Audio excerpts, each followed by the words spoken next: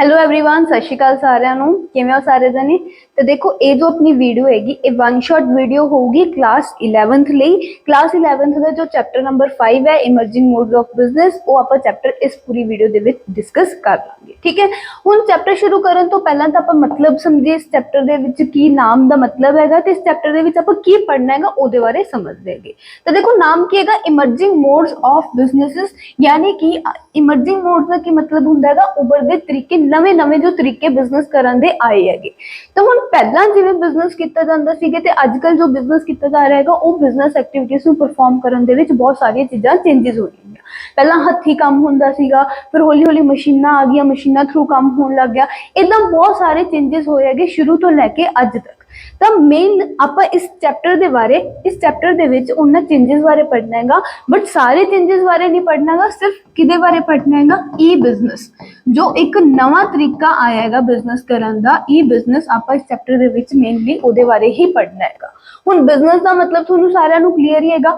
ਈ ਦਾ ਕੀ ਮਤਲਬ ਹੁੰਦਾ ਹੈਗਾ? ਈ ਦਾ ਇੱਥੇ ਮਤਲਬ ਹੈਗਾ ਇਲੈਕਟ੍ਰੋਨਿਕ। ਜਿਵੇਂ ਆਪਾਂ ਪਿਛਲੇ ਚੈਪਟਰ ਦੇ ਵਿੱਚ ਈ ਬੈਂਕਿੰਗ ਬਾਰੇ ਪੜ੍ਹਿਆ ਸੀਗਾ, ਉੱਥੇ ਈ ਦਾ ਮਤਲਬ ਕੀ ਹੈਗਾ, ਇਲੈਕਟ੍ਰੋਨਿਕ। ਉਵੇਂ ਈ ਬਿਜ਼ਨਸ ਦੇ ਵਿੱਚ ਈ ਦਾ ਮਤਲਬ ਕੀ ਹੈਗਾ, ਇਲੈਕਟ੍ਰੋਨਿਕ, ਯਾਨੀ ਕਿ ਇਲੈਕਟ੍ਰੋਨਿਕ ਬਿਜ਼ਨਸ ਬਾਰੇ ਇਸ ਚੈਪਟਰ ਦੇ ਵਿੱਚ ਆਪਾਂ ਪੜ੍ਹਾਂਗੇ। ਹੁਣ ਇਲੈਕਟ੍ਰੋਨਿਕ ਬਿਜ਼ਨਸ ਹੁੰਦਾ ਕੀ ਹੈਗਾ?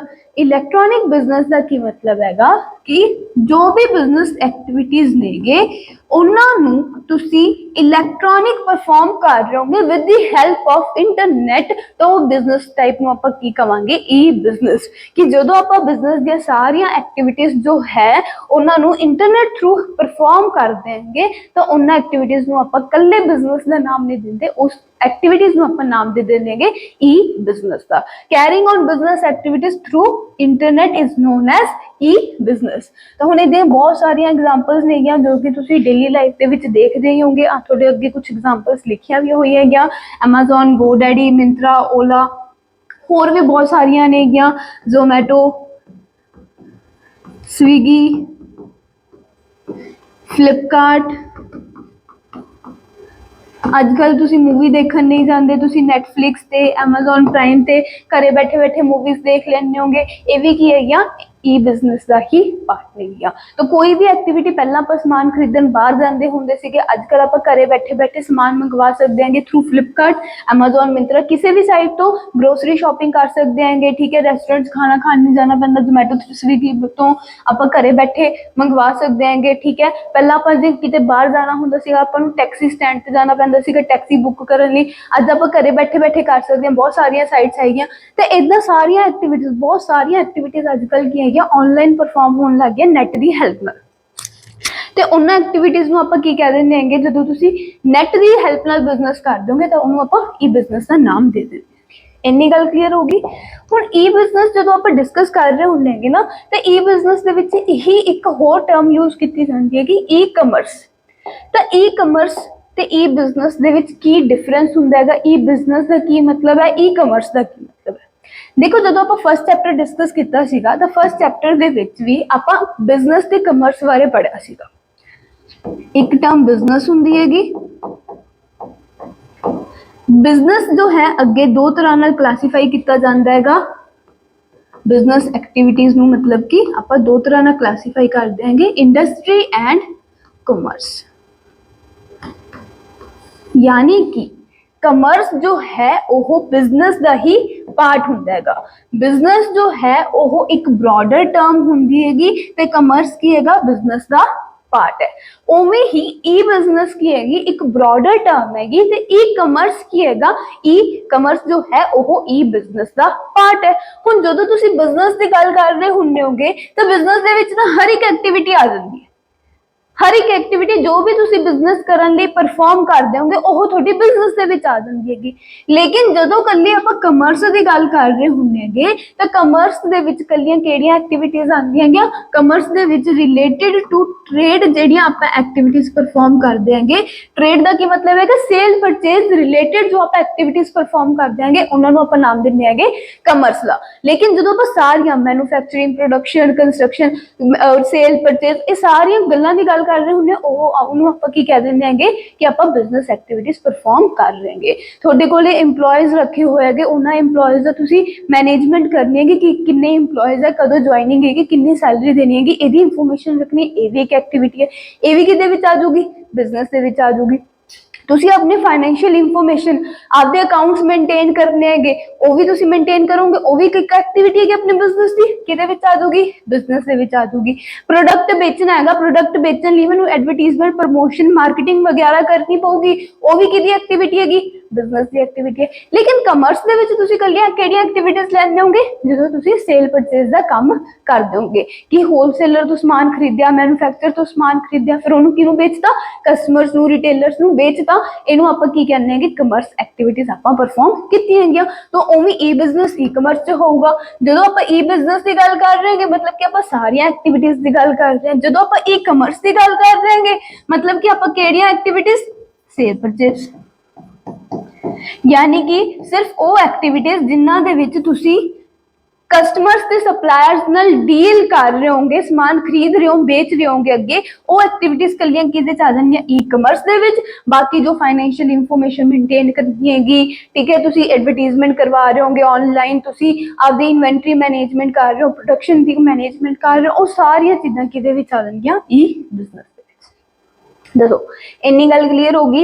ई बिजनेस से ई कमर्स का मतलब समझ आ गया कि ई बिजनेस जो है वो एक वड्डी टर्म है ते ई कमर्स ओदा ही पार्ट है, एक छोटा सा हिस्सा हैगा। केड़ा हिस्सा हैगा, जिहड़ा कि सेल परचेज नाल रिलेटेड हुंदा है। नैक्सट आ जाओ, हुण आपां डिस्कस करांगे स्कोप ऑफ ई बिजनेस कि ई बिजनेस दे विच की चीज़ां कवर हो जांदियां। तां आपां नूं स्कोप ऑफ ई बिजनेस दित्ता होया। ई बिजनेस दे विच की चीज़ां आंदियां। सब तो पहला अपन ई बिजनेस के स्कोप दे विच दिता है B2B। इत्थे B2B दे विच दोनों ही पार्टीज जो ने वो कौन है, बिजनेस। यानी कि B का मतलब business to business, business to business नूं की कहा जाता है, B2B कमर्स। हुण B2B का की मतलब हैगा कि जदों तुसी डील कर रहे हो, ਜਦੋਂ ਤੁਸੀਂ ਡੀਲ ਕਰ ਰਹੇ ਹੋਗੇ ਤੇ ਡੀਲਿੰਗ जो है ਉਹ बिटवीन बिजनेस पार्टीज ही हो रही है कि दोनों पार्टीज जो आपस ਦੇ ਵਿੱਚ ਡੀਲ ਕਰ ਰਹੇ ਹੈਗੇ ਉਹ ਦੋਨੋਂ ਹੀ ਬਿਜ਼ਨੈਸਸ ਨੇਗੇ ਤੇ ਇਹਨਾਂ ਦੀ ਇਹ ਡੀਲਿੰਗ ਇੰਟਰਨੈਟ ਦੀ ਹੈਲਪ ਨਾਲ ਹੋ ਰਹੀ ਹੈਗੀ ਤੇ ਇਹਨੂੰ ਆਪਾਂ ਕਹਿੰਦੇ ਹੈਗੇ e business, sorry B2B business. ਹੁਣ ਜਿਵੇਂ ਕਿ ਇੱਥੇ ਐਗਜ਼ਾਮਪਲ ਦਿੱਤੀ ਹੋਈ ਹੈ ਕਿ ਆਹ ਇੱਕ ਕਲੋਥ ਸ਼ਾਪ ਹੈ, ਇਹ ਐਮਾਜ਼ੋਨ है। ਹੁਣ देखो जरूरी नहीं है ਐਮਾਜ਼ੋਨ जो है ਇੰਨੀਆਂ ਚੀਜ਼ਾਂ ਆਪਾਂ ਨੂੰ ਪ੍ਰੋਵਾਈਡ ਕਰਦਾ, ਆਪਾਂ ਐਮਾਜ਼ੋਨ ਤੋਂ ਇੰਨਾ ਸਮਾਨ ਖਰੀਦ ਸਕਦੇ ਹੈਗੇ। ਹੁਣ ਉਹ ਸਾਰਾ ਸਮਾਨ ਐਮਾਜ਼ੋਨ ਖੁਦ ਥੋੜੀ ਨਾ ਮੈਨੂਫੈਕਚਰ ਕਰਦਾ ਹੈ। ਐਮਾਜ਼ੋਨ ਨੇ ਕੀ ਕੀਤਾ ਹੋਇਆ, ਇਦਾਂ ਦੇ ਸੈਲਰਸ ਨਾਲ, ਮੈਨੂਫੈਕਚਰਰਸ ਨਾਲ ਡੀਲਿੰਗ ਕੀਤੀ ਹੋਈ ਹੈਗੀ ਕਿ ਜਿਹੜਾ ਮੈਂ ਸਮਾਨ ਡਿਸਪਲੇ ਕਰ ਰਿਹਾ ਹੈਗਾ ਮੈਂ ਤੁਹਾਡੇ ਤੋਂ ਖਰੀਦੂੰਗਾ। ਤੇ ਜਦੋਂ ਐਮਾਜ਼ੋਨ ਇਹਨਾਂ ਸਪਲਾਇਰਸ ਤੋਂ ਸਮਾਨ ਖਰੀਦਦਾ ਹੈ ਤੇ ਇਹ ਸਪਲਾयर जो है ये भी एक बिजनेसमैन है, ਐਮਾਜ਼ੋਨ जो है वो भी बिजनेस कर रहा हैगा। यानी कि दोनों पार्टीज ही की हुई हैं बिजनेस हुई तो इन्हों की आपस की डीलिंग आप की कहांगे, बिजनेस टू बिजनेस कहांगे। गल समझ आ गई। बिजनेस टू बिजनेस का की मतलब हैगा कि जिथे दोनों पार्टीज जो डील कर रहे हैं वो बिजनेसिस हों। हुण दोनों पार्टीज जिवें एमाजोन ने खरीदया समान, एक दूजे नूं पेमेंट करनगे, ऑनलाइन जो पेमेंट ट्रांसफर कर रहे हो वो भी B2B हैगी। दोनों पार्टीज कौन है, बिजनेस है, ये B2B कमर्स हो जाती है। नैक्सट आ जाता है B2C। हुण इत्थे B जो है वो बिजनेस है, C जो है ओदा की मतलब है कस्टमर। यानी कि ਜਿਹੜਾ ਸੈਕਿੰਡ ਪਾਰਟ ਹੈ ਉੱਥੇ ਆਪਾਂ ਕੀ ਗੱਲ ਕਰ ਰਹੇ ਹਾਂ, business to commerce, customer the dealing ਬਾਰੇ ਗੱਲ ਕਰ ਰਹੇ ਹਾਂ ਕਿ ਜੋ ਬਿਜ਼ਨਸ ਤੇ ਕਸਟਮਰ ਦੀ ਡੀਲਿੰਗ ਹੁੰਦੀ ਹੈਗੀ ਨੈਟ ਦੀ ਹੈਲਪ ਨਾਲ, ਉਹ ਹੁੰਦੀ ਹੈਗੀ B2C ਕਮਰਸ। ਹੁਣ ਇੱਥੇ B2C ਜੋ ਹੈ ਇਹਦੀਆਂ ਬਹੁਤ ਸਾਰੀਆਂ ਐਗਜ਼ਾਮਪਲ ਹੈਗੀਆਂ। ਐਮਾਜ਼ੋਨ, ਆ ਕਸਟਮਰ बैठा है, एक कस्टमर ने घरे बैठे बैठे अमेजोन तो कुछ सामान ऑर्डर किया, अमेजोन ने सामान भेजता, एक ही हुई B2C होगी क्योंकि अमेजोन बिजनेस है ते आ पर्सन जो सामान खरीद रहा है एक ही हैगा, कस्टमर की कैटेगरी च आंदा है। तुसी जोमैटो तो कुछ सामान ऑर्डर कर दोगे, जोमैटो बिजनेस है, तुसी की होंगे, कस्टमर हो, B2C हो गया। तुसी नैटफ्लिक्स से पेमेंट करके मूवीज वगैरह देखते होंगे प्रीमियम भर के, नैटफ्लिक्स बिजनेस है, तुसी की होंगे, ਕਸਟਮਰ ਹੋਣਗੇ। ਤੇ ਸਾਰੀਆਂ ਕਿਹਦੀਆਂ ਐਗਜ਼ਾਮਪਲਸ ਨੇਗੀਆਂ, B2C ਕਮਰਸ ਦੀਆਂ ਹੈਗੀਆਂ। ਆਪਾਂ ਨੈਟ ਬੈਂਕਿੰਗ ਦੀ ਗੱਲ ਕੀਤੀ ਸੀਗੀ ਪਿਛਲੇ ਚੈਪਟਰ ਦੇ ਵਿੱਚ ਕਿ ਈ ਬੈਂਕਿੰਗ ਹੋਣ ਲੱਗ ਗਈ, ਨੈਟ ਤੇ ਆਪਾਂ ਨੂੰ ਕੀ ਹੋ ਜਾਂਦੀ ਹੈ ਕਿ ਸਾਰੀਆਂ ਫੈਸਿਲਿਟੀਜ਼ ਮਿਲ ਜਾਂਦੀਆਂ ਬੈਂਕਿੰਗ ਦੀਆਂ। ਤਾਂ ਬੈਂਕ ਬਿਜ਼ਨਸ ਦੀ ਕੈਟੇਗਰੀ ਚ ਆ ਗਿਆ, ਆਪਾਂ ਕੀ ਹੈਗੇ, ਕਸਟਮਰ ਹੈਗੇ। ਆਪਾਂ ਏਟੀਐਮ ਚੋਂ ਪੈਸੇ ਵਿਡਰੋ ਕਰਾਉਣ ਜਾਂਦੇ ਹੈਗੇ, ਏਟੀਐਮ ਬਿਜ਼ਨਸ ਆ ਗਿਆ ਬੈਂਕ ਦਾ, ਤੇ ਆਪਾਂ ਕੀ ਹੈਗੇ, ਕਸਟਮਰ ਹੈਗੇ। ਤੇ ਸਾਰੀਆਂ ਕਿਹਦੇ ਵਿੱਚ ਆ ਜਾਂਦੀਆਂ B2C ਦੀਆਂ ਐਗਜ਼ਾਮਪਲਸ ਨੇਗੇ, ਤੁਸੀਂ ਲਿਖ ਕੇ ਆ ਸਕਦੇ ਹੋ। ਨੈਕਸਟ C2C, ਇੱਥੇ ਜਿਹੜੀ ਕਮਰਸ ਡੀਲਿੰਗ ਹੋ ਰਹੀ ਹੈਗੀ ਉਹ ਕਸਟਮਰ ਟੂ ਕਸਟਮਰ ਹੋ ਰਹੀ ਹੈਗੀ, ਯਾਨੀ ਕਿ ਕਸਟਮਰ ਟੂ ਕਸਟਮਰ ਕਮਰਸ ਨੂੰ ਕਿਹਾ ਜਾਂਦਾ C2C। ਯਾਨੀ ਕਿ ਜਿਹੜਾ ਬੰਦਾ ਵੇਚ ਰਿਹਾ ਹੈ ਉਹ ਵੀ ਕਸਟਮਰ ਹੈ, ਜਿਹੜਾ ਬੰਦਾ ਖਰੀਦ ਰਿਹਾ ਉਹ ਵੀ ਕਸਟਮਰ ਹੈ। ਹੁਣ ਇਹ ਗੱਲ ਕਿਵੇਂ ਹੋਈ ਕਿ ਜਿਹੜਾ ਬੰਦਾ ਵੇਚ ਰਿਹਾ ਉਹ ਤਾਂ ਬਿਜ਼ਨਸ ਦੀ ਕੈਟੇਗਰੀ ਚ ਆਉਣਾ ਚਾਹੀਦਾ, ਉਹ ਕਸਟਮਰ ਦੀ ਕੈਟੇਗਰੀ ਚ ਕਿਵੇਂ ਆ ਗਿਆ। ਤਾਂ ਦੇਖੋ ਆਪਾਂ ਜਿਵੇਂ ਪੜ੍ਹਿਆ ਸੀ ਫਸਟ ਚੈਪਟਰ ਦੇ ਵਿੱਚ ਕਿ ਜੇ ਕਿਸੇ ਵੀ ਐਕਟੀਵਿਟੀ ਨੂੰ ਤੁਸੀਂ ਬਿਜ਼ਨਸ ਐਕਟੀਵਿਟੀ ਕੰਸੀਡਰ ਕਰਨਾ ਹੈ ਨਾ, ਤਾਂ ਉਸ ਲਈ ਉਸ ਐਕਟੀਵਿਟੀ ਦਾ ਰੈਗੂਲਰ ਬੇਸਿਸ ਤੇ ਪਰਫਾਰਮ ਹੋਣਾ ਬਹੁਤ ਜ਼ਰੂਰੀ ਹੈ। ਜੇ ਕੋਈ ਐਕਟੀਵਿਟੀ ਤੁਸੀਂ 1 ਟਾਈਮ ਪਰਫਾਰਮ ਕਰਦੇ ਹੋ ਜਾਂ 2 ਟਾਈਮ ਪਰਫਾਰਮ ਕਰ ਦਿਓਗੇ ਤਾਂ ਉਹਨੂੰ ਆਪਾਂ ਬਿਜ਼ਨਸ ਐਕਟੀਵਿਟੀ ਨਹੀਂ ਕਹਾਂਗੇ। ਬਿਜ਼ਨਸ ਐਕਟੀਵਿਟੀ ਆਪਾਂ ਉਹਨੂੰ ਕਦੋਂ ਕਹਾਂਗੇ, ਜਦੋਂ ਤੁਸੀਂ ਰੈਗੂਲਰ ਬੇਸਿਸ ਤੇ ਉਹ ਐਕਟੀਵਿਟੀ ਪਰਫਾਰਮ ਕਰ ਰਹੇ ਹੋ। ਤਾਂ ਹੁਣ ਜਿਵੇਂ ਕਿ ਮੇਰੇ ਕੋਲੇ ਪੁਰਾਣੀਆਂ ਬੁੱਕਸ ਪਈਆਂ ਸੀ, ਮੇਰੀ ਕੋਈ ਪੁਰਾਣੀ ਕਾਰ ਸੀਗੀ, ਮੈਂ ਕਿਸੇ ਨੂੰ ਜਾ ਕੇ ਵੇਚਾਂ। ਹੁਣ ਜੇ ਮੈਂ ਆਪਦੇ ਪੁਰਾਣੀਆਂ ਬੁੱਕਸ ਵੇਚਦੀਆਂ ਤਾਂ ਉਹਦਾ ਮਤਲਬ ਇਹ ਥੋੜੀ ਨਾ ਕਿ ਮੇਰਾ ਕੰਮ ਬੁੱਕਸ ਵੇਚਣ ਦਾ। ਮੈਂ ਆਪਦੀ ਪੁਰਾਣੀ ਕਾਰ ਵੇਚਦਾ ਤਾਂ ਉਹਦਾ ਮਤਲਬ ਇਹ ਥੋੜੀ ਨਾ ਕਿ ਮੇਰਾ ਕੰਮ ਕਾਰਾਂ ਵੇਚਣ ਦਾ। ਤਾਂ ਇੱਥੇ ਜਿਹੜਾ ਬੰਦਾ ਖਰੀਦ ਰਿਹਾ ਉਹ ਤਾਂ ਕਸਟਮਰ ਹੈ ਹੀ, ਤੇ ਜਿਹੜਾ ਬੰਦਾ ਵੇਚ ਰਿਹਾ ਉਹ ਵੀ ਕੀ ਹੈਗਾ, ਕਸਟਮਰ ਹੀ ਹੈ। ਕਿਉਂਕਿ ਉਹ ਜਿਹੜੀ ਇਹ ਵੇਚਣ ਦੀ ਐਕਟੀਵਿਟੀ ਪਰਫਾਰਮ ਕਰ ਰਿਹਾ ਉਹ ਸਿਰਫ 1 ਟਾਈਮ ਹੀ ਪਰਫਾਰਮ ਕਰ ਰਿਹਾ ਕਿ ਕੋਈ ਚੀਜ਼ ਉਹਨੇ ਖਰੀਦੀ ਹੋਈ ਸੀ ਕਿਤੋਂ, ਤਾਂ ਉਦੋਂ ਉਹ ਕਸਟਮਰ ਸੀਗਾ, ਬਸ ਉਹਨੇ ਯੂਜ਼ ਕਰਕੇ ਫਿਰ ਤੋਂ ਕੀ ਕਰਤੀ, ਵੇਚਤੀ। ਤਾਂ ਜਦੋਂ ਉਹ ਵੇਚ ਰਿਹਾਗਾ ਤਾਂ ਉਦੋਂ ਉਹਦਾ ਸਟੇਟਸ ਬਿਜ਼ਨਸ ਦੇ ਵਿੱਚ ਚੇਂਜ ਨਹੀਂ ਹੋਊਗਾ, ਉਹ ਫਿਰ ਵੀ ਕੀ ਰਹੂਗਾ, ਕਸਟਮਰ ਹੀ ਰਹੂਗਾ। ਤਾਂ ਇਹਦੀ ਬਹੁਤ ਵਧੀਆ ਐਗਜ਼ਾਮਪਲ OLX, ਕੁਇਕਰ ਵਗੈਰਾ ਦੀ ਸਾਈਟਸ ਹੈਗੀਆਂ ਜਿਨ੍ਹਾਂ ਤੇ ਆਪਾਂ ਕੀ ਕਰ ਸਕਦੇ ਹਾਂ, ਆਪਣੇ ਪੁਰਾਣੇ ਸਮਾਨ ਦੀ ਫੋਟੋ ਖਿੱਚ ਕੇ ਅਪਲੋਡ ਕਰ ਸਕਦੇ ਹਾਂ। ਜਿਹੜੇ ਵੀ ਨੀਡੀ ਪਰਸਨ ਹੁੰਦੇ ਜਿਨ੍ਹਾਂ ਨੂੰ ਵੀ ਉਸ ਚੀਜ਼ ਦੀ ਜ਼ਰੂਰਤ ਹੁੰਦੀ ਹੈਗੀ ਉਹ ਆਪਣੇ ਤੋਂ ਸਮਾਨ ਖਰੀਦ ਸਕਦੇ ਹੈਗੇ। ਤੇ ਇਸ ਤਰ੍ਹਾਂ ਦੀ ਜੋ ਟ੍ਰਾਂਜੈਕਸ਼ਨ ਹੁੰਦੀਆਂ ਉਹਨਾਂ ਨੂੰ ਆਪਾਂ ਨਾਮ ਦਿੰਦੇ ਹੈਗੇ C2C ਕਮਰਸ ਦਾ। ਉਸ ਤੋਂ ਬਾਅਦ ਆਪਣੇ ਕੋਲੇ ਲਾਸਟ ਆ ਜਾਂਦਾ ਹੈਗਾ intra B commerce. Intra B commerce ਮਤਲਬ ਕਿ within the organization। Internet the help ਨਾਲ ਜੋ ਤੁਸੀਂ ਬਿਜ਼ਨਸ, ਇੱਕ ਪਾਰਟੀ ਬਿਜ਼ਨਸ ਦੂਜੀ ਪਾਰਟੀ ਵੀ ਬਿਜ਼ਨਸ ਆਪਸ ਚ ਡੀਲਿੰਗ ਕਰਦੀ ਹੈ ਉਹਨੂੰ ਆਪਾਂ B2B ਕਹਤਾ। ਇੱਕ ਪਾਰਟੀ ਬਿਜ਼ਨਸ ਦੂਜੀ ਪਾਰਟੀ ਕਸਟਮਰ ਆਪਸ ਚ ਡੀਲਿੰਗ ਕਰਦੀ ਹੈ ਉਹਨੂੰ ਆਪਾਂ B2C ਕਹਤਾ। ਜਿੱਥੇ ਦੋਨੋਂ ਪਾਰਟੀਆਂ ਕਸਟਮਰ ਹੈਗੇ ਉਹਨੂੰ ਆਪਾਂ C2C ਕਹਤਾ। ਹੁਣ ਬਿਜ਼ਨਸ ਦੇ ਵਿੱਚ ਵੀ ਕੰਮ ਕਰਨ ਵਾਲੇ ਕਿੰਨੇ ਬੰਦੇ ਹੁੰਦੇ, ਕਿੰਨੇ EMPLOYEES ਕੰਮ ਕਰ ਰਹੇ ਹੁੰਦੇ, ਆਪਾਂ ਕੰਮ ਕਰ ਰਹੇ, ਓਨਰ ਕੰਮ ਕਰ ਰਿਹਾ ਹੈਗਾ। ਹੁਣ ਉਹ ਵੀ ਤਾਂ ਆਪਸ ਦੇ ਵਿੱਚ ਕੋਈ ਨਾ ਕੋਈ ਟ੍ਰਾਂਜੈਕਸ਼ਨ ਕਰ ਰਹੇ ਹੋਣਗੇ। ਜਦੋਂ ਤੁਸੀਂ ਬਿਜ਼ਨਸ ਦਾ ਲੈਵਲ ਵਧਾ ਦੋਗੇ ਤਾਂ ਉਹਦੇ ਵਿੱਚ ਕਿੰਨੀਆਂ ਐਕਟੀਵਿਟੀਜ਼ ਪਰਫਾਰਮ ਹੋਣਗੀਆਂ। ਉਹਨਾਂ ਐਕਟੀਵਿਟੀਜ਼ ਨੂੰ ਪਰਫਾਰਮ ਕਰਨ ਲਈ ਆਪਾਂ ਅਲੱਗ-ਅਲੱਗ ਡਿਪਾਰਟਮੈਂਟਸ ਵੀ ਬਣਾਏ ਹੋਣਗੇ ਕਿ ਸਪੈਸੀਫਿਕ ਕੰਮ ਕਰਨ ਦਾ ਇੱਕ ਡਿਪਾਰਟਮੈਂਟ ਹੋ ਗਿਆ, ਦੂਜੇ ਕੰਮ ਦਾ ਦੂਜਾ ਡਿਪਾਰਟਮੈਂਟ ਹੋ ਗਿਆ। ਤੇ ਇਦਾਂ ਜਦੋਂ ਲਾਰਜ ਸਕੇਲ ਬਿਜ਼ਨਸ ਹੋ ਜਾਂਦਾ ਤਾਂ ਉਹ ਬਿਜ਼ਨਸ ਦੇ ਵਿੱਚ ਵੀ ਕੀ ਹੁੰਦਾ ਹੈਗਾ, ਟ੍ਰਾਂਜੈਕਸ਼ਨਸ ਹੁੰਦੀਆਂ ਹੈਗੀਆਂ, ਡੀਲਿੰਗਸ ਹੁੰਦੀਆਂ ਹੈਗੀਆਂ, ਐਕਟੀਵਿਟੀਜ਼ ਪਰਫਾਰਮ ਕੀਤੀਆਂ ਜਾਂਦੀਆਂ ਹੈਗੀਆਂ ਵਿਦਿਨ ਦੀ ਆਰਗੇਨਾਈਜੇਸ਼ਨ ਇੰਟਰਨੈਟ ਦੀ ਹੈਲਪ ਨਾਲ। ਤਾਂ ਉਹਨਾਂ ਟ੍ਰਾਂਜੈਕਸ਼ਨਸ ਨੂੰ ਆਪਾਂ ਨਾਮ ਦਿੰਦੇ ਹੈਗੇ इंट्रा बी कमर्स। एक डिपार्टमेंट जो है प्रोडक्शन डिपार्टमेंट है, उन्होंने परचेज डिपार्टमेंट नाल कंसल्ट करना है, या प्रोडक्शन डिपार्टमेंट ने सेल्स डिपार्टमेंट नाल कंसल्ट करना है, तो वो ऑनलाइन इंटरनेट की हेल्प नाल मेल वगैरह भेज के एक दूजे नाल डील कर रहा है। इनू आपां की कवांगे इंट्रा बी कमर्स की एग्जांपल कवांगे। ऑर्गेनाइजेशन अपने विच काम करने वाले एम्प्लॉयज़ का डेटा मेनटेन कर रही हैगी, वो की होगा, इंट्रा बी कमर्स है। तुसी आपदे अकाउंटिंग कर रहे हो, अकाउंट्स मेनटेन कर रहे होंगे, वो भी की हैगी, इंट्रा बी कमर्स है। किन्ना समान तुसी रॉ मटीरियल खरीदा होएगा, किन्ना उहदे विचों तुसी प्रोडक्शन लई भेजता, ओहदी तुसी मैनेजमेंट करनी है, वो भी की हैगी, इंट्रा बी कमर्स है। तो इदां जो भी एक्टिविटीज़ मतलब जिथे डीलिंग जो हो रही हैगी वो ऑर्गेनाइजेशन दे ही दो बंदियां दे विच हो रही हैगी, बाहरला कोई भी बंदा इन्वॉल्व नहीं हैगा, उन्होंने आपां कहंदे हैं इंट्रा बी कमर्स। हुण तुसीं इहदी एग्जांपल ये भी लै सकदे होगे कि जो करोना होया सीगा तो सारे लोग की कर रहे थे, वर्क फ्रॉम होम कर रहे थे। तो जो वर्क फ्रॉम होम किया जा रहा है किवें किया जा रहा है, इंटरनेट की हेल्प नाल किया जा रहा है, इंट्रा बी कमर्स के विच आ गया। हुण जे इन्होंने कोई डिस्कस करनी हुंदी सीगी, ऑर्गेनाइजेशन ने आपके इंप्लॉयज़ नाल कोई चीज़ डिस्कस करनी हैगी, तो वीडियो कॉन्फ्रेंसिंग करके मीटिंग्स वगैरह रखिया जांदियां सीगियां। तो वीडियो कॉन्फ्रेंसिंग करनी ये भी की हैगी, ਇੰਟਰਾ ਬੀ ਕਮਰਸ ਹੈ। ਤਾਂ ਇਦਾਂ ਕੋਈ ਵੀ ਐਕਟੀਵਿਟੀ ਜੋ ਵਿਦਿਨ ਦੀ ਆਰਗੇਨਾਈਜੇਸ਼ਨ ਪਰਫਾਰਮ ਹੋ ਰਹੀ ਹੈ ਇੰਟਰਨੈਟ ਦੀ ਹੈਲਪ ਨਾਲ, ਉਹ ਇੰਟਰਾ ਬੀ ਕਮਰਸ ਦੇ ਵਿੱਚ ਆ ਜੂਗੀ। ਤਾਂ ਸਕੋਪ ਆਫ ਬਿਜ਼ਨਸ ਦੇ ਵਿੱਚ ਆਪਾਂ ਨੂੰ 4 ਚੀਜ਼ਾਂ ਦਿੱਤੀਆਂ, B2B, B2C, C2C ਤੇ ਇੰਟਰਾ ਬੀ ਕਮਰਸ। ਕਲੀਅਰ ਹੋ ਗਈ ਇੰਨੀ ਗੱਲ ਕੀ ਹੁੰਦੇ ਆ ਚਾਰੋਂ? ਫਿਰ ਆਪਾਂ ਨੈਕਸਟ ਚੱਲਦੇ ਹਾਂ ਜੇ ਕਲੀਅਰ ਹੋ ਗਿਆ ਤਾਂ, ਠੀਕ ਹੈ। ਨੈਕਸਟ ਆਪਣੇ ਕੋਲ ਆਂਦਾ ਹੈ ਈ ਬਿਜ਼ਨਸ ਦਾ ਮਤਲਬ ਬਿਲਕੁਲ ਸਮਝ ਆ ਗਿਆ ਨਾ ਕੀ ਹੈਗਾ। ਤਾਂ ਹੁਣ ਈ ਬਿਜ਼ਨਸ ਦੇ ਆਪਾਂ ਕੀ ਸੋਚਣੇਗੇ? ਬੈਨੀਫਿਟਸ ਸੋਚਣੇਗੇ ਕਿ ਈ ਬਿਜ਼ਨਸ ਆਉਣ ਨਾਲ, ਕਿ ਇਹ ਜੋ ਇੰਟਰਨੈਟ ਦੀ ਹੈਲਪ ਨਾਲ ਆਪਾਂ ਬਿਜ਼ਨਸ ਕਰਨ ਲੱਗੇ ਹੈਗੇ ਉਹਦੇ ਨਾਲ ਆਪਾਂ ਨੂੰ ਕੀ ਕੀ ਬੈਨੀਫਿਟਸ ਹੋਏ ਹੈਗੇ। ਤਾਂ ਬਹੁਤ ਛੇਤੀ ਛੇਤੀ ਆਪਾਂ ਕੁਝ ਸੋਚ ਲੈਣੇ ਹੈਗੇ, ਫਿਰ ਆਪਾਂ ਬੁੱਕ ਵਾਲੇ ਪੁਆਇੰਟਸ ਪੜਾਂਗੇ ਕਿ ਕੀ ਪੁਆਇੰਟਸ ਆਪਾਂ ਨੂੰ ਬੁੱਕ 'ਚ ਦਿੱਤੇ ਹੋਏ ਹੈਗੇ। ਅੱਛਾ, ਤਾਂ ਸੋਚੋ ਕੀ ਹੋ ਸਕਦੇ ਹੈਗੇ ਬੈਨੀਫਿਟਸ। ਸਭ ਤੋਂ ਪਹਿਲਾ ਬੈਨੀਫਿਟ ਤਾਂ ਕੀ ਹੋ ਗਿਆ? ਆਪਾਂ ਨੂੰ ਬਹੁਤ ਸੌਖਾ ਹੋ ਗਿਆ। ਪਹਿਲਾਂ ਕੀ ਹੁੰਦਾ ਸੀਗਾ, ਬਾਜ਼ਾਰ ਜਾਇਆ ਜਾਂਦਾ ਸੀ, ਨਹੀਂ ਜਾਇਆ ਜਾਂਦਾ ਸੀ, ਕਾਲ ਹੋ ਜਾਂਦੀ ਸੀਗੀ, ਠੀਕ ਹੈ, ਕਿੰਨੇ ਕਿੰਨੇ ਦਿਨ ਨਿਕਲ ਜਾਂਦੇ ਸੀ, ਬਾਜ਼ਾਰ ਨਹੀਂ ਜਾਇਆ ਜਾਂਦਾ ਸੀਗਾ, ਸਮਾਨ ਨਹੀਂ ਲਿਆਂਦਾ ਜਾਂਦਾ ਸੀ। ਅੱਜ ਕੱਲ ਕੀ ਹੈਗਾ, ਕੋਈ ਲੋੜ ਹੀ ਨਹੀਂ ਹੈਗੀ, ਨਹੀਂ ਬਾਜ਼ਾਰ ਜਾਇਆ ਜਾਂਦਾ, ਘਰੇ ਬੈਠੇ ਹੈਗੇ, ਲੈਪਟਾਪ ਖੋਲੋ, ਸਾਈਟ ਖੋਲੋ, ਜਿਹੜੀ ਚੀਜ਼ ਮੰਗਾਣੀ ਹੈ ਆਰਡਰ ਪਲੇਸ ਕਰੋ, ਚੀਜ਼ ਘਰੇ ਆ ਜੂਗੀ। ਤੇ ਕਿੰਨੀ ਈਜ਼ੀਨੈਸ ਹੋ ਗਈ ਆਪਾਂ ਨੂੰ। ਪਹਿਲਾਂ ਕੀ ਹੁੰਦਾ ਸੀਗਾ ਕਿ ਆਪਾਂ ਬਿਜ਼ਨਸ ਨੂੰ ਇੱਕ ਲਿਮਿਟਿਡ ਏਰੀਆ ਤੱਕ ਹੀ ਲੈ ਕੇ ਜਾ ਸਕਦੇ ਸੀ, ਅੱਜ ਕੱਲ ਤੁਸੀਂ ਕਿਤੇ ਮਰਜ਼ੀ ਲੈ ਕੇ ਜਾ ਸਕਦੇ ਹੋ। ਹੁਣ ਅਸੀਂ ਪੜ੍ਹਾਉਂਦੇ ਹੈਗੇ, ਪੜ੍ਹਾਉਣ ਵਾਲਾ ਕੰਮ ਸਾਡਾ ਇੱਕ ਏਰੀਆ, ਲਿਮਿਟਿਡ ਏਰੀਆ ਤੱਕ ਹੀ ਹੋ ਸਕਦਾ ਕਿ ਅਸੀਂ ਇੱਕ ਲਿਮਿਟਿਡ ਏਰੀਆ ਦੇ ਹੀ ਸਟੂਡੈਂਟਸ ਕਵਰ ਕਰ ਸਕਦੇ ਸੀਗੇ ਪਹਿਲਾਂ।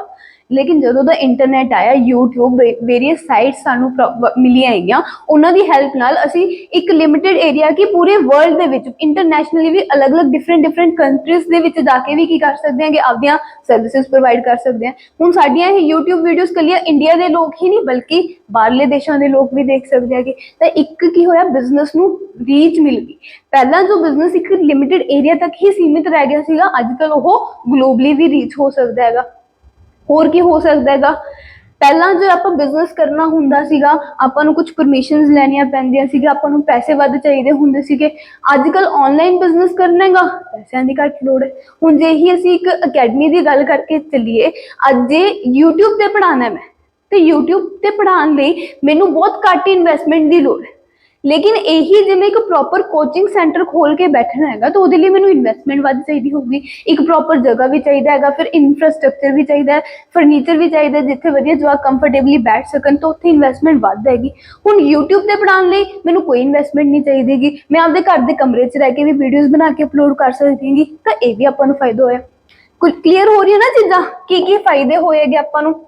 तो बस आप हम पॉइंट वाइज सारी चीज़ा पढ़ लेंगे की बेनिफिट्स होए। सब तो पहला तो इन्होंने कहा था कि easy to form and low investment required, कि कई बार की होंगे ट्रेडिशनल बिजनेस जो पहला दुकाना या यह बिजनेस चलते आ रहे हैं जिन्होंने आप बिजनेस इंटरनेट तो करते सी, उन्होंने आपको परमिशनस लैनिया पैंदियां सी बहुतियां, ते उन्होंने आपको इन्वेस्टमेंट भी बहुत चाहिए होंगी सी। लेकिन अजकल ई बिजनेस करने लिए आपको इदां दी कोई लीगल फॉर्मैलिटीज वगैरह नहीं करनिया पैंदियां ते इन्वेस्टमेंट भी घट चाहिए होंगी हैगी। तो पहला पॉइंट तो यह हो गया।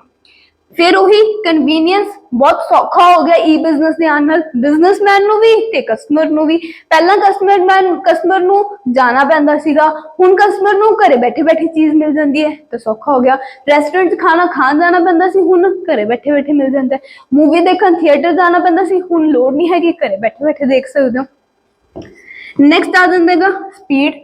हुण इंटरनेट आने नाल स्पीड भी बहुत फास्ट होगी, इंफॉर्मेशन बहुत छेती तुसीं की कर सकते हो, ट्रांसफर कर सकते होंगे।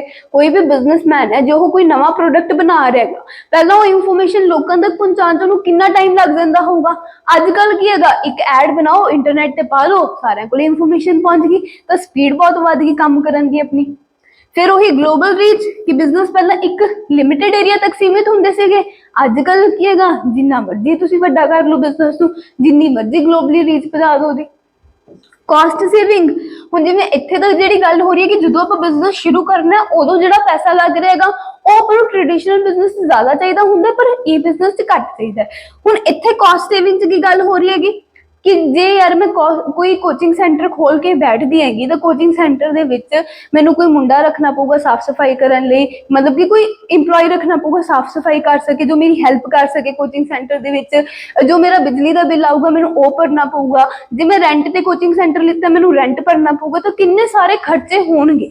बट जे यही मैं वीडियोज बना के ही पानी है आपके घर दे विच रह के, फिर ये सारे खर्चे मेरे बच जाएंगे। तो इदा ई बिजनेस आने नाल बहुत सारी कॉस्ट सेविंग हो जाती कि जो ऑपरेशनल एक्सपेंसिस रेंट से सैलरी इलैक्ट्रिसिटी बिल जो भी इदा के खर्चे होंगे ऑफिस एक्सपेंसिस वगैरह थोड़ा बीयर करने पैंदे सीगे। अजकल ई बिजनेस के विच वो खर्चे थोड़ा बीयर करने की लोड़ नहीं हैगी, तो इदा अपना बहुत सारा पैसा सेव हो जाता है। Movement towards a paperless society, ਹੁਣ ਇਹ ਵੀ ਇੱਕ ਬੈਨੀਫਿਟ ਹੋਏਗਾ ਕਿ ਈ ਬਿਜ਼ਨਸ ਆਉਣ ਨਾਲ ਅੱਜਕੱਲ ਸਾਰਾ ਕੰਮ ਹੀ ਇਲੈਕਟ੍ਰੋਨਿਕ ਹੋਣ ਲੱਗ ਗਿਆ। तो ਜਿਹੜਾ ਡੇਟਾ ਰਿਕਾਰਡਸ ਵਗੈਰਾ ਮੇਨਟੇਨ ਕੀਤੇ ਜਾਂਦੇ ਸੀ ਉਹ ਵੀ ਇਲੈਕਟ੍ਰੋਨਿਕ ਹੋਣ ਲੱਗ ਗਿਆ। ਹੁਣ ਪਹਿਲਾਂ ਜਿਵੇਂ ਦੇਖੋ ਜੇ ਮੰਨ ਲਓ ਮੈਂ ਕੋਚਿੰਗ ਸੈਂਟਰ ਖੋਲਿਆ ਹੋਇਆ, ਮੈਂ ਜਵਾਕਾਂ ਦਾ ਰਿਕਾਰਡ ਮੇਨਟੇਨ ਕਰਨਾ, ਮੈਨੂੰ ਇੱਕ ਰਜਿਸਟਰ ਲਾਣਾ ਪਊਗਾ ਜਿਹਦੇ ਮੈਂ ਸਾਰੇ ਜਵਾਕਾਂ ਦੀ ਡਿਟੇਲ ਲਿਖੂੰਗੀ। ਕਿੰਨੇ ਪੇਪਰ ਵੇਸਟ ਹੁੰਦੇ ਸੀ। ਅੱਜ ਕੱਲ ਕੀ ਹੈਗਾ, ਮੈਨੂੰ ਰਜਿਸਟਰ ਲਾਉਣ ਦੀ ਲੋੜ ਨਹੀਂ ਹੈਗੀ, ਮੈਂ ਆਪਦੇ ਲੈਪਟਾਪ ਤੇ ਸਾਰੀ ਇਨਫੋਰਮੇਸ਼ਨ ਰਿਕਾਰਡ ਕਰ ਲੂੰਗੀ। ਤਾਂ ਇਦਾਂ ਈ ਬਿਜ਼ਨਸ ਆਉਣ ਨਾਲ ਆਪਾਂ ਇੱਕ ਕਦਮ ਪੇਪਰਲੈਸ ਸੁਸਾਇਟੀ ਵੱਲ ਵੀ मूव किया। जो भी तुसी अकाउंटिंग मेनटेन करते हो, अकाउंट्स मेनटेन करते होंगे, ਉਹਦੇ ਵਿੱਚ ਆਪਾਂ ਬਿਲਸ ਵਗੈਰਾ ਦਾ ਡੇਟਾ ਮੇਨਟੇਨ ਕਰਨਾ ਹੁੰਦਾ ਸੀ, ਪੇਪਰਸ ਤੇ ਮੇਨਟੇਨ ਹੁੰਦਾ ਸੀ। ਅੱਜ ਕੱਲ ਸਾਰਾ ਆਨਲਾਈਨ ਹੋ ਜਾਂਦਾ, ਬਿੱਲ ਆਨਲਾਈਨ ਜਨਰੇਟ ਹੋ ਜਾਂਦੇ, ਆਨਲਾਈਨ ਭਰੇ ਜਾਂਦੇ, ਆਨਲਾਈਨ ਆਪਾਂ ਰਸੀਟਸ ਮੇਨਟੇਨ ਕਰ ਸਕਦੇ, ਸਾਰਾ ਕੁਝ ਕੰਮ ਕੀ ਹੈਗਾ ਆਨਲਾਈਨ ਹੋ ਜਾਂਦਾ। ਤਾਂ ਇਹ ਕੁਝ ਬੈਨੀਫਿਟਸ ਆਪਾਂ ਨੂੰ ਇਹ ਬਿਜ਼ਨਸ ਦੇ ਦਿੱਤੇ ਹੋਏ ਹੈਗੇ ਕਿ ਈਜ਼ੀਲੀ ਫਾਰਮ ਹੋ ਜਾਂਦਾ ਹੈ, ਇਨਵੈਸਟਮੈਂਟ ਘੱਟ ਚਾਹੀਦੀ ਹੈਗੀ, ਸੌਖਾ ਹੋ ਗਿਆ ਕੰਮ ਕਰਨ ਦੀ ਸਪੀਡ ਬਹੁਤ ਵੱਧ ਗਈ, ਗਲੋਬਲੀ ਰੀਚ ਹੋ ਗਈ ਆਪਣੇ ਕੰਮਾਂ ਦੀ, ਕਾਸਟ ਸੇਵਿੰਗ ਹੋ ਜਾਂਦੀ ਹੈਗੀ ਤੇ ਪੇਪਰਲੈਸ ਸੁਸਾਇਟੀ ਵੱਲ ਵੀ ਆਪਾਂ ਮੂਵ ਕੀਤਾ ਹੈਗਾ। ਤਾਂ ਦੱਸੋ ਬਿਲਕੁਲ ਕਲੀਅਰ ਹੋਇਆ ਈ ਬਿਜ਼ਨਸ। ਨੈਕਸਟ ਵੈਸੇ ਤਾਂ ਦੇਖੋ ਇਹ ਟੌਪਿਕ ਆਪਣਾ ਹੋ ਗਿਆ।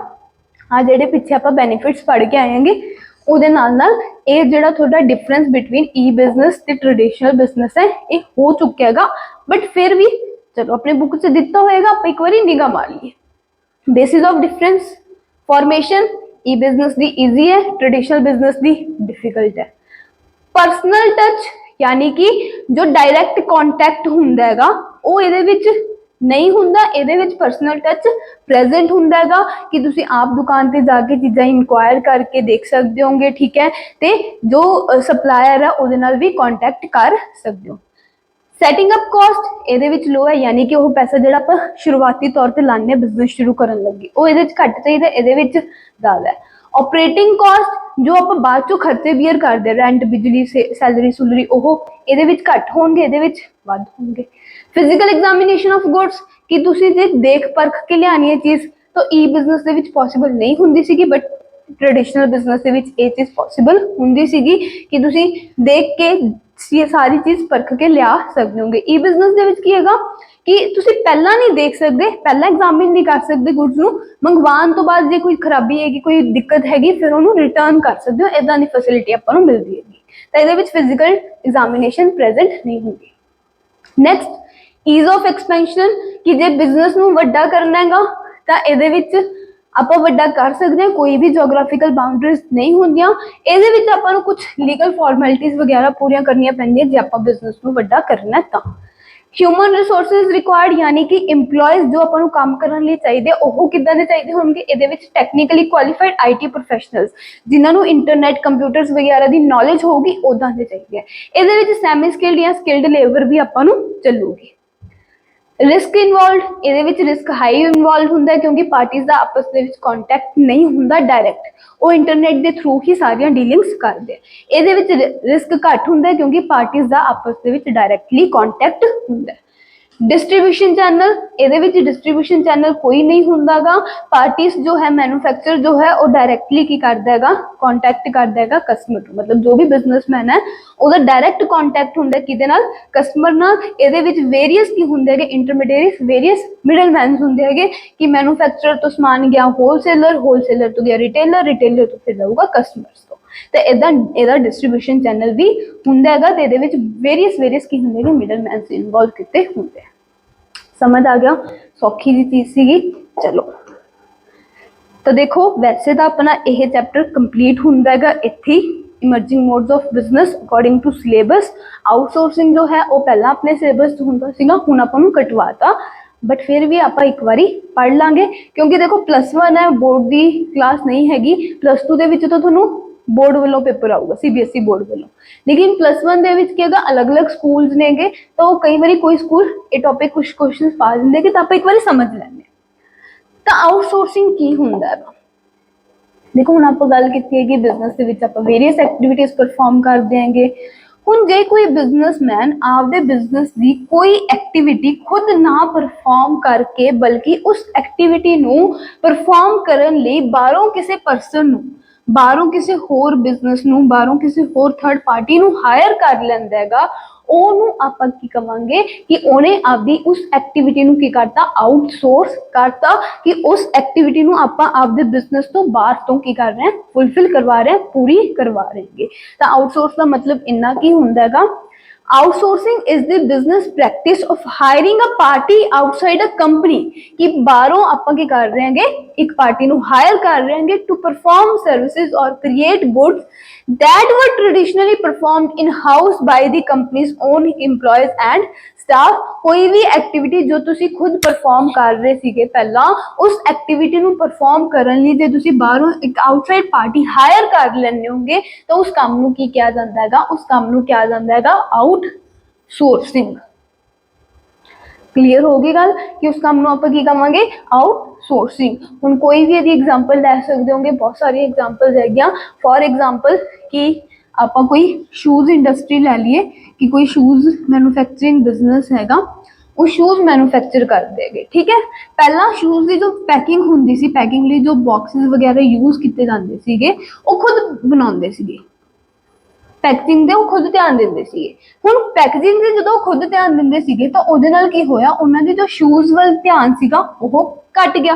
ਫਿਰ ਉਹਨਾਂ ਨੇ ਕੀ ਕੀਤਾ, ਆਪਦੇ ਜੋ ਪੈਕੇਜਿੰਗ ਵਾਲਾ ਕੰਮ ਸੀਗਾ, ਕਿ ਪੈਕੇਜਿੰਗ ਨੂੰ ਅਟਰੈਕਟਿਵ ਬਣਾਉਣ ਵਾਲਾ ਕੰਮ ਸੀਗਾ, ਉਹਦੇ ਲਈ ਉਹਨਾਂ ਨੇ ਇੱਕ ਬਾਹਰੋਂ ਥਰਡ ਪਰਸਨ ਨੂੰ ਅਪਾਇੰਟ ਕਰ ਲਿਆ ਕਿ ਸਾਡੇ ਸ਼ੂਜ਼ ਦੀ ਪੈਕੇਜਿੰਗ ਨੂੰ ਅਟਰੈਕਟਿਵ ਬਣਾਉਣ ਦਾ ਕੰਮ ਤੁਹਾਡਾ, ਸ਼ੂਜ਼ ਨੂੰ ਵਧੀਆ ਕੁਆਲਿਟੀ, ਵਧੀਆ ਅਟਰੈਕਟਿਵ ਬਣਾਉਣ ਦਾ ਕੰਮ ਸਾਡਾ। ਤਾਂ ਹੁਣ ਉਹਨਾਂ ਨੇ ਆ ਜਿਹੜਾ ਪੈਕੇਜਿੰਗ ਵਾਲਾ ਕੰਮ ਜੋ ਪਹਿਲਾਂ ਖੁਦ ਕਰ ਰਹੇ ਸੀਗੇ, ਉਹ ਬਾਹਰੋਂ ਕਿਸੇ ਬੰਦੇ ਨੂੰ ਦੇਤਾ, ਤੇ ਇਹਨੂੰ ਆਪਾਂ ਕੀ ਕਵਾਂਗੇ, ਉਹਨਾਂ ਨੇ ਪੈਕੇਜਿੰਗ ਵਾਲੀ ਕੰਮ ਨੂੰ ਕੀ ਕੀਤਾ ਹੈਗਾ, ਆਊਟਸੋਰਸ ਕਰਤਾ। ਕਲੀਅਰ ਹੋ ਗਈ ਗੱਲ ਕਿ ਕੋਈ ਵੀ ਕੰਮ ਜੋ ਪਹਿਲਾਂ ਆਪਾਂ ਆਪ ਕਰੀ ਜਾਂਦੇ ਸੀਗੇ, ਉਹ ਆਪਾਂ ਕੀ ਕਰ ਰਹੇ ਹਾਂਗੇ, ਬਾਹਰੋਂ ਕਰਵਾ ਰਹੇ ਹਾਂਗੇ। ਰੀਜ਼ਨ ਬੀਇੰਗ ਕਿਉਂ ਕਰਵਾ ਰਹੇ ਹਾਂਗੇ, ਤਾਂ ਕਿ ਜੋ ਆਪਣਾ ਮੇਨ ਐਕਟੀਵਿਟੀ ਹੈ, ਜਿਹੜੀ ਆਪਣੀ ਮੇਨ ਐਕਟੀਵਿਟੀ ਹੈਗੀ, ਉਹਦੇ ਉੱਤੇ ਆਪਾਂ ਪ੍ਰੋਪਰਲੀ ਧਿਆਨ ਦੇ ਸਕੀਏ, ਉਹਦੇ ਉੱਤੇ ਆਪਾਂ ਸਾਰੀ ਫੋਕਸ ਨੂੰ ਲਗਾ ਸਕੀਏ। ਇਸ ਕਰਕੇ ਆਪਾਂ ਕੀ ਕਰ ਰਹੇ ਹਾਂ, ਜੋ ਆਪਣੀ ਨॉन ਕੋਰ ਐਕਟੀਵਿਟੀਜ਼ ਹੈਗੀਆਂ, ਜਿਨ੍ਹਾਂ ਨੂੰ ਪਰਫਾਰਮ ਕਰਨਾ ਤਾਂ ਜ਼ਰੂਰੀ ਹੈਗਾ, ਬਟ ਇੰਨਾ ਜ਼ਰੂਰੀ ਨਹੀਂ ਹੈਗਾ ਕਿ ਆਪਣੇ ਨੂੰ ਬਹੁਤ ਸਾਰੀ ਅਟੈਂਸ਼ਨ ਉਸ ਕੰਮ ਨੂੰ ਦੇਣੀ ਪਵੇ। ਉਹਨਾਂ ਕੰਮਾਂ ਨੂੰ ਆਪਾਂ ਕੀ ਕਰ ਸਕਦੇ ਹਾਂਗੇ, ਬਾਹਰੋਂ ਵੀ ਕਰਵਾ ਸਕਦੇ ਹਾਂਗੇ। ਹੁਣ ਜਿਵੇਂ ਕਿ ਅਕਾਊਂਟਿੰਗ ਵਗੈਰਾ ਦਾ ਕੰਮ ਹੁੰਦਾ ਹੈਗਾ, ਲੀਗਲ ਐਡਵਾਈਜ਼ਿੰਗ ਵਗੈਰਾ ਦਾ ਕੰਮ ਹੁੰਦਾ ਹੈਗਾ। ਹੁਣ ਦੇਖੋ, ਜੇ ਲੀਗਲ ਐਡਵਾਈਜ਼ਿੰਗ ਲਈ ਕੋਈ ਕੰਪਨੀ ਬਾਹਰੋਂ ਕੋਈ ਪਰਸਨ ਨੂੰ ਹਾਇਰ ਕਰਦੀ ਹੈ, ਮਤਲਬ ਕਿ ਖੁਦ ਕੰਪਨੀ ਦੇ ਵਿੱਚ ਹੀ ਕਿਸੇ ਪਰਸਨ ਨੂੰ ਹਾਇਰ ਕਰਦੀ ਹੈਗੀ, ਤਾਂ ਉਹਦੇ ਨਾਲ ਉਹਨਾਂ ਨੂੰ ਕਾਸਟ ਵੀ ਵੱਧ ਪਊਗੀ, ਉਹਨਾਂ ਨੂੰ ਸਾਰਾ ਕੁਝ ਚੀਜ਼ਾਂ ਦਾ ਧਿਆਨ ਰੱਖਣਾ ਪਊਗਾ। ਤਾਂ ਮੋਸਟਲੀ ਕੰਪਨੀਜ਼ ਵਗੈਰਾ ਕੀ ਕਰਦੀਆਂ ਹੈਗੀਆਂ ਕਿ ਇਹਨਾਂ ਸਾਰੇ ਕੰਮਾਂ ਨੂੰ ਬਾਹਰੋਂ ਕੀ ਕਰ ਦਿੰਦੀਆਂ, ਆਊਟਸੋਰਸ ਕਰ ਦਿੰਦੀਆਂ। ਅਕਾਊਂਟਿੰਗ ਦਾ ਕੰਮ ਜੇ ਮੈਂ ਆਪਦਾ ਆਪ ਕਰਨਾ ਹੈਗਾ, ਤਾਂ ਮੈਨੂੰ ਆਪਦੀ ਅਕਾਊਂਟਿੰਗ ਦੇ ਵਿੱਚ ਧਿਆਨ ਵੀ ਬਹੁਤ ਰੱਖਣਾ ਪਊਗਾ। ਪਹਿਲਾਂ ਅਕਾਊਂਟਿੰਗ ਸਕਿੱਲਸ ਸਿੱਖਣੀਆਂ ਵੀ ਪੈਣਗੀਆਂ ਕਿ ਕਿਵੇਂ ਅਕਾਊਂਟਿੰਗ ਕੀਤੀ ਜਾਂਦੀ ਹੈ, ਸਾਰਾ ਅਕਾਊਂਟਸ ਕਿਵੇਂ ਮੇਨਟੇਨ ਕੀਤਾ ਜਾਂਦਾ ਹੈਗਾ, ਠੀਕ ਹੈ। ਫਿਰ ਪ੍ਰੋਪਰ ਉਹਦੇ ਤੇ ਧਿਆਨ ਵੀ ਦੇਣਾ ਪਊਗਾ ਟਾਈਮ ਟੂ ਟਾਈਮ। ਤਾਂ ਇਹਦੇ ਨਾਲ ਕੀ ਹੋਊਗਾ, ਜੋ ਮੇਰੀ ਮੇਨ ਐਕਟੀਵਿਟੀ ਹੈਗੀ, ਉਹਦੇ ਤੇ ਮੇਰਾ ਧਿਆਨ ਹਟ ਸਕਦਾ, ਉਹਦੇ ਤੇ ਮੇਰਾ ਧਿਆਨ ਘੱਟ ਸਕਦਾ ਹੈਗਾ। ਤੇ ਇਹ ਚੀਜ਼ ਨਾ ਹੋਵੇ, ਇਹਦੇ ਲਈ ਸਾਰੀਆਂ ਕੁਝ ਐਕਟੀਵਿਟੀਜ਼ ਜੋ ਆਪਾਂ ਨੂੰ ਇੰਨੀਆਂ ਜ਼ਰੂਰੀ ਨਹੀਂ ਹੈਗੀਆਂ, ਉਹਨਾਂ ਲਈ ਜੋ ਆਪਾਂ ਬਾਹਰੋਂ ਕਿਸੇ ਲੋਕਾਂ ਨੂੰ ਹਾਇਰ ਕਰ ਰਹੇ ਨੇ, ਉਸ ਕੰਮ ਐਕਟੀਵਿਟੀ ਨੂੰ ਕਿਹਾ ਜਾਂਦਾ ਆਊਟਸੋਰਸ ਕਰ ਦੇਣਾ। ਗੱਲ ਕਲੀਅਰ ਹੋ ਗਈ ਕੀ ਹੁੰਦਾ ਹੈਗਾ। ਹੁਣ ਜਿਵੇਂ ਐਡ ਬਣਾਉਣ ਵਾਲੀਆਂ ਕੰਪਨੀਆਂ ਹੁੰਦੀਆਂ ਹੈਗੀਆਂ, ਤੇ ਜਿਹੜੀਆਂ ਮੇਨ ਕੰਪਨੀਆਂ ਹੁੰਦੀਆਂ ਹੈਗੀਆਂ ਜੋ ਆਪਣੇ ਪ੍ਰੋਡਕਟ ਦੀ ਐਡ ਕਰਵਾਉਣਾ ਚਾਹੁੰਦੀਆਂ ਹੈਗੀਆਂ, ਹੁਣ ਐਡ ਤਾਂ ਖੁਦ ਵੀ ਤਿਆਰ ਕਰ ਸਕਦੇ ਹੈਗੇ, ਲੇਕਿਨ ਜੇ ਉਹ ਐਡ ਤਿਆਰ ਕਰਨ ਲੱਗ ਗਏ ਤੇ ਉਹਨਾਂ ਦਾ ਜੋ ਧਿਆਨ ਹੈ ਆਪਦੇ ਪ੍ਰੋਡਕਟ ਤੋਂ ਹਟ ਕੇ ਐਡ ਵੱਲ ਹੋ ਜਾਊਗਾ। ਟਾਈਮ ਜਾਊਗਾ ਉਹਨਾਂ ਦਾ ਐਡ ਬਣਾਉਣ ਤੇ, ਪੈਸੇ ਬਹੁਤ ਲੱਗਣਗੇ ਐਡ ਤਿਆਰ ਕਰਨ ਤੇ। ਲੇਕਿਨ ਜਿਹੜੇ ਐਡ ਬਣਾਉਣ ਵਾਲੀ ਕੰਪਨੀ ਉਹ ਹੈ ਹੀ ਇਸ ਕੰਮ 'ਚ ਐਕਸਪਰਟ, ਉਹ ਛੇਤੀ ਉਹਨਾਂ ਨੂੰ ਐਡ ਤਿਆਰ ਕਰਕੇ ਦੇ ਦੇਣਗੇ, ਨਾਲੇ ਘੱਟ ਕਾਸਟ 'ਚ ਕਰਕੇ ਦੇ ਦੇਣਗੇ। ਤਾਂ ਇਹਦੇ ਨਾਲ ਆਪਾਂ ਨੂੰ ਬੈਨੀਫਿਟ ਹੋ ਜਾਂਦਾ ਹੈ ਕਿ ਜੇ ਆਪਾਂ ਕੋਈ ਐਕਟੀਵਿਟੀ ਆਊਟਸੋਰਸ ਕਰ ਦਿੰਦੇ ਹੈਗੇ, ਤਾਂ ਉਹਦੇ ਨਾਲ ਆਪਣੀ ਮੇਨ ਐਕਟੀਵਿਟੀ ਵੀ ਵਧੀਆ ਪਰਫਾਰਮ ਹੁੰਦੀ ਹੈ, ਉਹਦੇ ਤੇ ਆਪਾਂ ਫੋਕਸ ਕਰ ਸਕਦੇ ਹੈਗੇ, ਤੇ ਆਪਾਂ ਕਾਸਟ ਬੈਨੀਫਿਟ ਵੀ ਲੈ ਸਕਦੇ ਹਾਂ। ਤਾਂ ਇਹ ਕੁਝ ਫੀਚਰਸ ਹੈਗੇ ਆਊਟਸੋਰਸਿੰਗ ਦੇ। ਕੀ ਫੀਚਰਸ ਨੇਗੇ ਕਿ आउटसोर्सिंग जो है आउटसोर्सिंग इन्वॉल्व कॉन्ट्रैक्टिंग आउट, मतलब कि आउटसोर्स जो है वो कॉन्ट्रैक्ट होंदा हैगा। ਜਿਹੜੀ ਕੰਪਨੀ ਆਊਟਸੋਰਸ ਕਰ ਰਹੀ ਹੈ ਆਪਦੀ ਐਕਟੀਵਿਟੀ ਉਹਦੇ ਤੇ ਜਿਹਨੂੰ ਕੀਤਾ ਜਾ ਰਿਹਾ ਹੈਗਾ ਆਊਟਸੋਰਸ ਉਹਦੇ ਵਿੱਚ ਕੀ ਹੁੰਦਾ ਹੈਗਾ ਆਊਟਸੋਰਸਿੰਗ ਇੱਕ ਕੰਟਰੈਕਟ ਹੁੰਦਾ ਹੈ, ਮਤਲਬ ਕਿ ਆਊਟਸੋਰਸਿੰਗ ਦੇ ਵਿੱਚ ਇੱਕ ਕੰਟਰੈਕਟ ਇਨਵੋਲਵ ਹੁੰਦਾ ਹੈ। Generally non core activities are outsource, हमेशा नॉन कोर एक्टिविटीज ही आउटसोर्स कीतियां जांदियां हैगियां, मेन एक्टिविटीज नहीं की जाती। जे कोई शूज मैन्युफैक्चर वाली कंपनी हैगी तो शूज मैन्युफैक्चर करने का काम आउटसोर्स नहीं करूगी, वो कोई भी ਇਹੋ ਜਿਹੀ एक्टिविटी जो नॉन कोर होगी मेन नहीं होगी वो एक्टिविटी ही आउटसोर्स करूगी। प्रोसैसेस में भी outsource to a captive unit और अ थर्ड पार्टी, ਤੇ ਜਿਹੜਾ ਆਊਟਸੋਰਸ ਕੀਤਾ ਜਾਂਦਾ ਐਕਟੀਵਿਟੀ ਨੂੰ ਉਹ ਹਮੇਸ਼ਾ ਕਿਸੇ ਕੈਪਟਿਵ ਯੂਨਿਟ ਜਾਂ ਫਿਰ ਥਰਡ ਪਾਰਟੀ ਨੂੰ ਕੀਤਾ ਜਾਂਦਾ ਹੈ। ਕੈਪਟਿਵ ਯੂਨਿਟ ਮਤਲਬ ਕਿ ਕੋਈ ਸਪੈਸੀਫਿਕਲੀ ਬਿਜ਼ਨਸ ਯੂਨਿਟ ਐਸਟੈਬਲਿਸ਼ ਕੀਤੀ ਹੋਈ ਹੈਗੀ ਤੇ ਉਹ ਆਪਾਂ ਨੂੰ ਹੀ ਸਰਵਿਸ ਦੇ ਰਹੀ ਹੈਗੀ। ਮਤਲਬ ਕਿ ਜੇ ਆਪਾਂ ਕਿਸੇ ਸ਼ੂਜ਼ मैन्युफैक्चरिंग की गल करिए AB लिमिटेड की लै लैंदे आप एग्जाम्पल कि AB लिमिटेड एक शूज मैन्युफैक्चरिंग करने की कंपनी हैगी तो इन्होंने आपकी एक एक्टिविटी आउटसोर्स की हुई हैगी एक कैप्टिव यूनिट। हुण आ जिहड़ी यूनिट एस्टैबलिश हुई हुई है यानी कि दूसरा बिजनेस जिन्होंने आप आउटसोर्स किया हैगा ये स्पेशली इसी एक्टिविटीज़ नूं ही परफॉर्म करते हैं तो यही एक्टिविटीज़ की सर्विस सिर्फ AB लिमिटेड नूं ही परफॉर्म करते हैं। इस तरह की यूनिट नूं आपां कहांगे कैप्टिव यूनिट, मतलब कि स्पैशली उही काम करने लिए एस्टैबलिश की गई हैं तो ओदी सर्विस एक ही ऑर्गेनाइजेशन नूं दे रही है। ते थर्ड पार्टी जिवें कि कोई लीगल फर्म हैगी, ठीक है, वो सारिਆਂ ਨੂੰ लीगल एडवाइजिंग करदी हैगी, ਉਹਨਾਂ ਨੂੰ ਆਪਾਂ ਕੰਮ ਦੇ ਦਈਏ ਉਹ ਆ ਜਾਊਗੀ थर्ड पार्टी ਦੇ ਵਿੱਚ। कि मतलब कि कोई भी स्पैशलिस्ट परसन हैगा वो काम ही ਇਹ ਕਰਦਾ ਹੈਗਾ ਤੇ हर एक ऑर्गेनाइजेशन ਨੂੰ सर्विसेज प्रोवाइड करदा, ਉਹ थर्ड पार्टी ਦੇ ਵਿੱਚ ਆ ਜਾਊਗੀ। कि कोई स्पैशली उस सर्विस ਨੂੰ परफॉर्म ਕਰਨ ਲਈ ਬਿਜ਼ਨਸ ਐਸਟੈਬਲਿਸ਼ ਹੋਏਗਾ ਤੇ ਉਹ ਸਿਰਫ ਆਪਾਂ ਨੂੰ ਹੀ ਸਰਵਿਸ ਦੇ ਰਿਹਾ, ਉਹ ਕੈਪਟਿਵ ਯੂਨਿਟ ਚ ਆ ਜਾਊਗਾ। Need for outsourcing, focusing of attention. यार देखो ये नीड फॉर आउटसोर्सिंग ਆਪਾਂ ਨੂੰ ਕਿਉਂ ਜ਼ਰੂਰਤ ਪਈ ਆਊਟਸੋਰਸ ਕਰਨ ਦੀ ਕੰਮ, ਕਿਉਂਕਿ ਜਦੋਂ ਤੁਸੀਂ ਇੱਕੋ ਹੀ ਬਿਜ਼ਨਸ ਦੇ ਵਿੱਚ ਬਹੁਤ ਸਾਰੀਆਂ ਐਕਟੀਵਿਟੀਜ਼ ਪਰਫਾਰਮ ਕਰਨ ਲੱਗ ਜਾਓਗੇ ਤਾਂ ਉਹਦੇ ਨਾਲ ਤੁਹਾਡਾ ਧਿਆਨ ਬਹੁਤ ਭਟਕ ਜਾਊਗਾ ਅਲੱਗ-ਅਲੱਗ ਐਕਟੀਵਿਟੀਜ਼ ਨੂੰ ਪਰਫਾਰਮ ਕਰਨ ਦੇ ਵਿੱਚ। ਤੇ ਜੋ ਧਿਆਨ ਤੁਹਾਨੂੰ ਆਪਦੀ ਮੇਨ ਐਕਟੀਵਿਟੀ ਤੇ ਦੇਣਾ ਚਾਹੀਦਾ ਹੈਗਾ ਉਹ ਧਿਆਨ ਕੀ ਹੈਗਾ ਵੰਡਿਆ ਜਾਊਗਾ। ਤਾਂ ਮੇਨ ਐਕਟੀਵਿਟੀ ਤੋਂ ਆਪਣਾ ਧਿਆਨ ਨਾ ਵੰਡਿਆ ਜਾਵੇ ਇਸ ਕਰਕੇ ਆਪਾਂ ਬਾਕੀ ਐਕਟੀਵਿਟੀਜ਼ ਜੋ ਜ਼ਰੂਰੀ ਨਹੀਂ ਹੈਗੀਆਂ ਉਹਨਾਂ ਨੂੰ ਆਊਟਸੋਰਸ ਕਰ ਦਿੰਦੇ ਹੈਗੇ ਤੇ ਆਪਣਾ ਧਿਆਨ ਕਿੱਥੇ ਰਵੇ ਸਿਰਫ मेन ते। तां अटेंशन नूं फोकस करन लई भी आपां आउटसोर्स करदे हां। क्वेस्ट फॉर एक्सीलेंस, हुण जदों तुहाडी अटेंशन होगी ਤੁਹਾਡਾ ਫੋਕਸ ਕ੍ਰੀਏਟ ਹੋ ਗਿਆ ਤੁਹਾਡੀ ਸਿਰਫ ਮੇਨ ਐਕਟੀਵਿਟੀ ਤੇ ਤਾਂ ਉਹਦੇ ਨਾਲ ਕੀ ਹੋਊਗਾ ਤੁਹਾਡੀ ਉਸ ਮੇਨ ਐਕਟੀਵਿਟੀ ਦੇ ਵਿੱਚ ਐਕਸੀਲੈਂਸ ਹੋ ਜਾਊਗੀ। ਜਦੋਂ ਤੁਸੀਂ ਬਾਰ-ਬਾਰ ਇੱਕੋ ਹੀ ਕੰਮ ਕਰਦੇ ਹੋ ਤਾਂ ਉਹਦੇ ਨਾਲ ਕੀ ਹੁੰਦਾ ਆਪਾਂ ਉਸ ਕੰਮ ਦੇ ਵਿੱਚ ਪਰਫੈਕਟ ਹੋ ਜਾਂਦੇ ਹਾਂ। Practice makes a person perfect, ਤਾਂ ਉਹਦੇ ਨਾਲ ਕੀ ਹੋਊਗੀ ਤੁਹਾਡੀ ਉਸ ਕੰਮ ਦੇ ਵਿੱਚ ਐਕਸੀਲੈਂਸ ਹੋ ਜਾਊਗੀ।